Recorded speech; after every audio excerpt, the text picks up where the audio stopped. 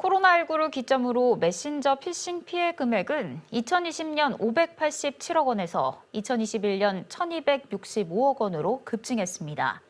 1인 가구와 노인 인구가 많은 관악구에서도 이런 메신저 피싱 범죄가 많이 발생하고 있는데요.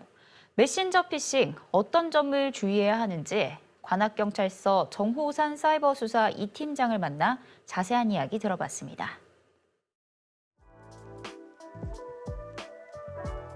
메신저 피싱은 쉬운 말로 하면 자녀를 사칭하는 사기 범죄입니다. 피해자들의 상황을 교묘하게 이용하는 악질 범죄인데요. 메신저 피싱의 대표적인 대상이 장성한 자녀를 두신 우리 부모님들, 특히 외로우신 부모님들이라는 사실이 이를 뒷받침합니다. 계좌 이체, 즉 금원 송금 유형과 원격 조정 어플 설치 유도 유형, 그리고 상품권이나 기프트 카드를 결제하는 유형이 있습니다. 이 첫 번째 유형은 돈을 보낼 것이 있다며 대신 이체해 줄 것을 요구하는 가장 전통적인 방식의 유형이고요.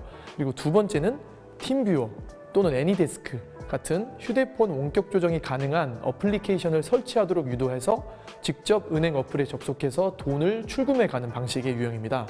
그리고 세 번째는 상품권이나 구글 기프트 카드 같은 현금 환전이 쉬운 그런 상품권의 구매가 안 된다면서 대신 구매해달라고 요구하는 유형이 있습니다.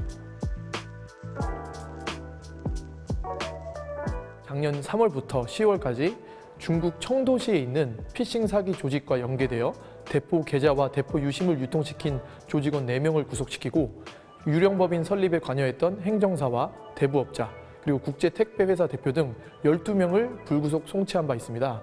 이 조직원들은 무직인 여성이나 지체장애인 등 여러 사회적 약자의 명의를 이용해 수십여 개의 허위법인을 설립했고요. 이들 명의로 수많은 대포 유심과 대포 계좌를 만들어서 국제 택배회사를 통해 중국 청도에 있는 보이스피싱 조직에 전달해 왔는데요. 저희 수사 이과에서는 여러 조직원들의 은신처와 사무실에 대한 압수수색을 통해서 이 대포 물건을 확보했고, 과학 수사와 함께 CCTV 수사를 집중적으로 진행해서 조직 내 윗선까지 검거를 할 수 있었습니다.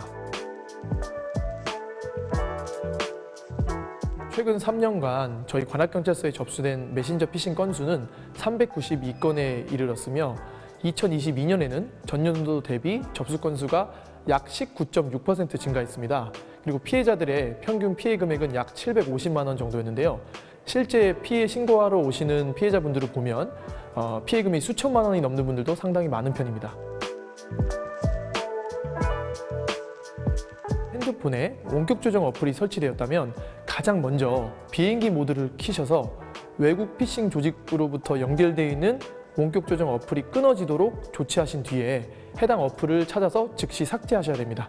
그리고 만약에 이미 피해자분의 계좌에서 금전이 출금된 상태시라면 즉시 경찰 112나 금감원 1332번으로 전화하셔서 피해자분의 계좌와 함께 돈이 넘어간 상대방 계좌에 대해 지급 정지를 신청하셔야 됩니다. 피싱 범죄 예방법으로 인터넷 검색을 해보시면 경찰청이나 금감원에서 제공하는 여러 가지 상세한 예방 수칙을 찾아보실 수 있을 텐데요. 이러한 수칙들을 직접 찾아볼 시간이 없으시거나 이런 수칙을 다 숙지하지 못하신다 해도 공통적인 핵심 수법만큼은 범죄 피해 예방을 위해 확실히 기억하시는 것이 좋습니다. 특히 휴대폰이 고장났다면서 통화가 불가능하다고 말하는 내용이나 구글 플레이 등에서 어떠한 어플을 다운받아달라고 부탁하는 방식은 근래 발생하는 메신저 피싱 사건 대부분에서 보이는 공통된 수법이니 이러한 점을 꼭 기억해 주시기 바랍니다. 메신저 피싱이라는 범죄는 기본적으로 외국발, 해외발 범죄이면서 대포 계좌와 대포폰이 주로 이용되기에 국내에서 활동하는 조직원들을 저희 경찰이 노력을 통해 검거된다 하더라도 피해금 회수는 사실상 어려운 점이 있습니다. 그래서 이러한 피싱 범죄에 있어서는 예방이 무엇보다 더욱 중요합니다.